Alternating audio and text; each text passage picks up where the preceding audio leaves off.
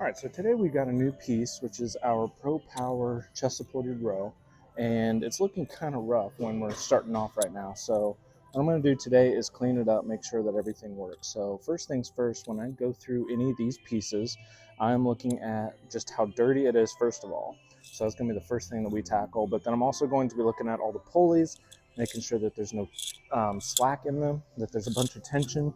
I'm going to be looking at these guide rails, making sure that they're not rusted and that they're lubed up enough to where it'll actually move. And then I'm also looking at both adjustments just to make sure all the pins are there, everything is good, everything is needed. So first things first, what I'm going to do is I'm going to be cleaning this with some of the cleaner and a couple of dirty towels. So these are some of the products that I have. I've got one of these magic erasers to make it a little bit more white. Got some paper towel, got some lubricant for the guide rails. Not the ones that I want, but that's what I have. And then I've got a water bottle, and then this is actually some rust dissolver. So I'm going to throw that on some of the parts. I've got all my tools up here, got my towels, and my spray bottle. So giving it a different look. It kind of looks white here, but you can definitely tell with the seat it looks bad, and this looks god awful. Overall, the machine is better. It's a little bit newer than the one that we used to have, but right now it is kind of dirty because it was sitting outside, so I get to clean that today. So first things first, I'm going to take this back panel here off, which has an Allen key everywhere. And so I'm just going to take that off real quick and then look at it from there.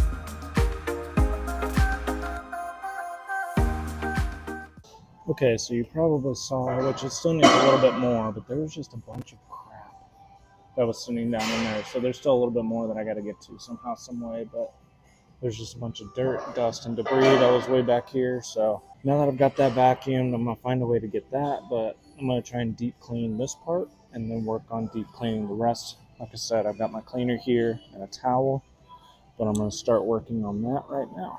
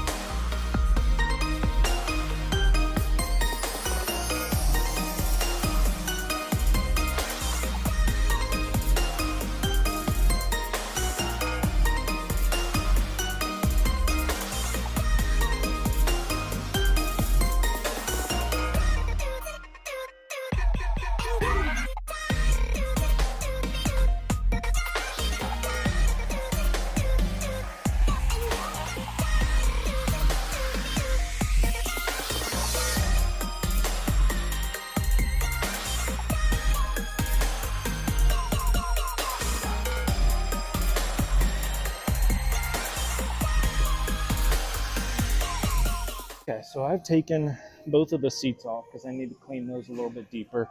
Plus I have these little things that need to be cleaned off.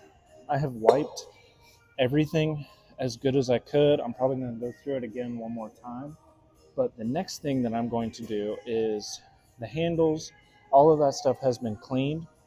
Now what I need to do is try and work on at least some of these spots here. So with that, I'm going to be using one of these, which is an extra durable magic eraser, and try and go through all of these piece by piece. I bought 4 of these, so if I have to go through all of them, I will. But normally that's what I do with any piece that we were to get in. If it's white. I'm going to try and use these magic erasers and get a lot of this off. A lot of the dirt came off just with cleaner. So I'm assuming that whenever I use these and put water on it and try it, I'm assuming this will work and it'll make it a lot cleaner. It may not be just like pristine white, but that's a project for another day that I can make it pristine white at some point. But I'm gonna try and get the worst off with this. So I'm gonna go through this, and then instead of just making you watch me clean this yet again, because you've already watched, I'm just gonna do this. Whoa, now we're here. So this was about 30 minutes worth of just scrubbing. I went through 4 magic erasers trying to get the majority of this off. So you could probably tell, I can definitely tell even up close, just how different this is. This used to be tinted very yellow, and so did the foot plates as well, but now they're all white. So now everything should be good. So the next step I'm going to do is attack the rust. Okay, well, I tried to record all of that stuff, and for whatever reason, you couldn't see my face. So we're gonna try this again. With all of these rust pieces, where there's any type of surface rust or even deep rust, I usually take it through a Rust-Oleum process. So I do a little rust dissolver. First, you wet down all of the surfaces with water. Down all your surfaces with water. And then you take a little bit of this gel, which is Rust-Oleum rust dissolver, put it on some paper towel and just dap it. And I dap it usually around to make it thick so that there's a little bit more dissolver on each. I don't like it to be super thin because you're just going back and forth over and over again. Once you do that, you kind of just let it sit for a little bit, and then always make sure that you water it down. And what this does is it doesn't let it to sit. And what happens when it sits, which we have a couple pieces that, as I was learning, I was trying to figure out, there's a little like white residue that's left on especially this kind of stuff. So what I try and do is I try and stay clear of doing that, so I keep it as wet as possible. And then what I'll go back and do actually here right now is I'm going to scrape it. Now, normally what you would utilize is steel wool. So you use steel wool and make sure that you get all of the rust. I'm gonna try a brush like this. Because it is so light in terms of surface rust, I don't think there's gonna be much of an issue. So I'm just gonna try and brush this, and we'll see what we can get off of here.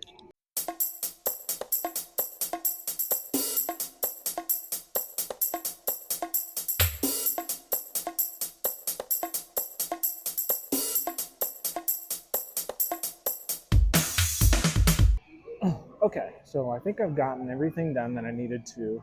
I am going to go back through and make sure that I get everything else cleaned one more time, go through a couple more rags and things like that. And throughout the day, what I usually do as well is get the lubricant and start spraying all the guide rods and anything else that moves. Let it sit for a little bit and then start moving it through, just that way it can work its way through. So I'm going to do that, clean this one more time, and I think we're going to be good. Okay, so after cleaning it over one more time, there's a couple of the things that I forgot that I was going to do. So number one is, normally with all of these cables, there is a little bit of slack in it. And so all that means is whenever you're doing it, there's a little bit of give where there isn't much tension until you get to a specific point, and then that tension kicks in. So it might be sometimes you'll do like a little bit of a movement, and then it'll finally kick in and the weight will finally hit. So what I'm trying to do is mitigate as much of that as possible. So you don't want it super tight, but at the same time, you don't want it super loose and where it bounces around a lot. So I'm going to fix that. Normally just right here, there's a little screw that you can screw into the top part of the weight. And what that'll do is get it a little bit closer to the weight, make that cable a little bit tighter so that it can move. The other thing I'm going to do is, each of these are not labeled in terms of what the weight is. So what I'm going to go do is, we have a couple other Pro Power pieces, so I know exactly how it's labeled. And so I'm going to go create those labels. And once this dries, then I'll stick them on here so that you know which plate is which. You can normally get those aftermarket or find them on a website or something like that, but I'm just going to create them. I think it'll look better, and it just gives me something to do in terms of right now for it. So the only other 2 things that I have left to do is I will tighten this thing right here, get the cable a little bit less slack, and then I will work on these labels, and the next time that you see this piece, we will have labels on it. Okay, so a couple other things that I did was, every single one of these individual holes I sprayed some lubricant into, and then also the pin was very rusty. So I cleaned it off as best as I could. That way it just slides in a little bit better. But I did that off camera along with just some more general cleaning. Okay, so I got everything done. Everything is cleaned as good as it's going to get as of right now. I tried to put the labels onto here, but because of all the chemical and stuff that I was putting on it, I'm going to have to wait until it dries completely. So I might give it an hour, try and stick to it again. If not, then I'm gonna have to try and find a different method to stick and label these. Outside of that, everything else is working. It's in good moving order, things like that. But overall, this is kind of what I normally go through whenever I do get a new to me piece of equipment. This one was a little bit dirtier than normal.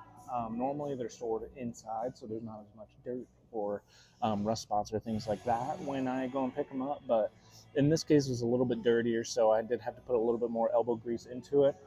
Looking at it overall, it is a night and day difference from the minute that it came in. There's a lot of dirt and dust and all that kind of stuff on it, and definitely put a lot of work into it and definitely got it to look a lot cleaner. So that's kind of what I do in order to get all of my equipment cleaned and get it functioning for our members. So like, subscribe, and we'll catch you in the next one.